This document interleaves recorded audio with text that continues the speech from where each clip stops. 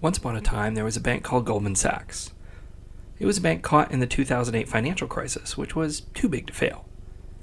They received a whopping $10 billion in TARP funds to keep from closing down. Yes, I know they paid it back. That's not where I'm going here. It is widely believed that the impact of such a failure would have been catastrophic to the U.S. and perhaps even the world economy. Yet this bank has revenues roughly 1/1000th of the U.S. government. It is a drop in the bucket if we compare it to the scope of the federal bureaucracy. Which raises a question. What happens when the U.S. government fails? The founders feared bureaucracy. As students of history, they knew it had brought down great nations of the past, including the Roman Empire.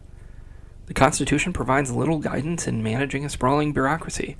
Most of the framers expected that federal power would be small, while states and individuals were more empowered. This is an excellent document for the small federal government we no longer have. Let me ask you a question. Do you feel represented in your government? Do you feel that your vote matters? We elect members of Congress and the President. Those 500 plus people change office on a regular basis. We bring about those changes through voting. But who do you vote for if you have a beef with the Bureau of Land Management? What if you oppose ICE detention centers? What if Federal Reserve's quantitative easing really hurt your fixed income retirement portfolio, and you have to go back to work after retirement just to make ends meet? How do you get the NSA to stop spying on everyone illegally? Does changing one person in charge, the president, really change things for you? 1994 saw the contract with America.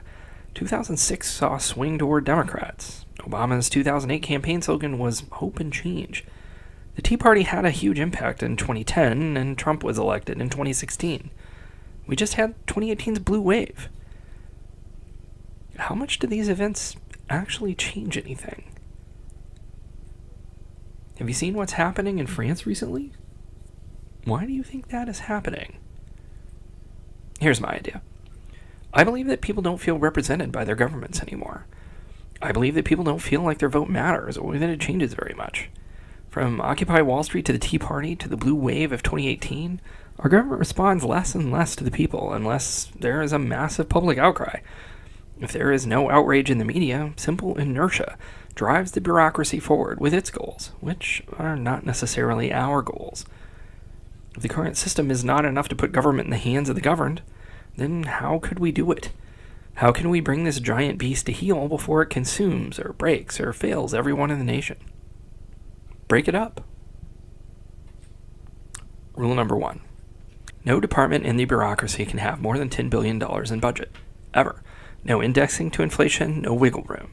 If we have a need as a nation for a department to be larger than this, it must be split into different functions or geographies, or whatever makes sense. Congress can decide these divisions. The larger an organization is, the more difficult it is to change. Often, organizations of this size have extreme difficulty finding effective ways of doing the most basic tasks. Organizations of this size and larger often fail to shut down projects long past time they should have. For example, many parts of the bureaucracy still had Y2K projects or committees until the Trump administration disbanded them in 2017. Go ahead, Google it. Rule number 2. Each new mini department has an elected citizen oversight board. Each oversight board will have from 3 to 9 overseers. Congress will decide how many overseers per mini department when they decide on how to split things up. Overseer positions shall pay no more than a representative salary in Congress. Overseers are elected to terms with a length equal to the size of the board so that each year has an election to place someone on that board. Overseers can have neither served in Congress nor as a lobbyist. Any conflict of interest created or discovered requires immediate removal. Rule number 3. A secure method of holding elections online will be researched and implemented for the selection of overseers. There will be thousands of positions open that require elections. Old methods that disenfranchise voters or subject to fraud or other political shenanigans should be designed out of this system. Voting should be enabled for several days at old polling places, libraries, and other locations to ensure everyone has had a chance to vote if they wish. Voting for these positions will be done via ranked choice. If multiple positions are available for the same board, rankings will be selected until all are filled. The notion that we, the people, could have such a direct impact on the inner workings of government that are presently a black box is quite radical. If we do such a thing, who has authority over what? What does the president and cabinet do? What is the role of Congress? What can the overseers do? I don't really have a detailed breakdown of each, but the intent would be something like this. Congress sets up the goals, departments, and funding for those departments. The goals are things we are missing now. Essentially, Congress says what to do. The overseers work with the department on how to deliver those goals. They have the ability to fire employees of the department. The executive branch would primarily work on interdepartmental needs for the purposes of scale. For example, there would be about 10 departments of education. I expect people to say, oh my gosh, that would be thousands of people to vote for. People don't vote for state and local offices now. Not everyone even votes for president or Congress, and that's only 2 to 3 spots per cycle. Thousands of people a year? Are you crazy? Who could keep track of all that? Do you keep track of what these agencies do now? Do you know what all $3.8 trillion is spent on? Of course not. And that is by design.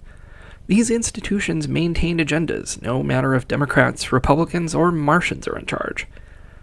But you might have a passion for a few of them. You might care about your Social Security check. You might care who runs the EPA, or SEC, or IRS. To that extent, people would vote for those things they wanted to impact. Together, we would make it work. We could remove all these layers that prevent real advocates of change from bringing reform and efficiency and effectiveness to all these agencies. Many such people run for the House, but they become disillusioned when they get to D.C. They see how difficult change is. They feel that some change may not even be possible. They see how rigged the game has become. The average member of the House has been there less than 6 years. Those with long tenure are ideologues, party leaders, and atypical. People with zeal for real changes move to other jobs in Washington where they can have more influence. More influence in your elected representatives, senators, or presidents. What happened to of the people, by the people, for the people? This is an idea that I had, and I have never heard anyone else say something similar to it. Maybe someone out there has had this idea before, and I simply haven't heard it. Perhaps some of you can take it and improve on it. Perhaps it can be a topic of conversation at a convention of the states. Perhaps it will die on YouTube with less than 30 views. I truly don't know where it will go or what to expect. What I know in my heart of hearts is that Americans sense a sickness in our nation.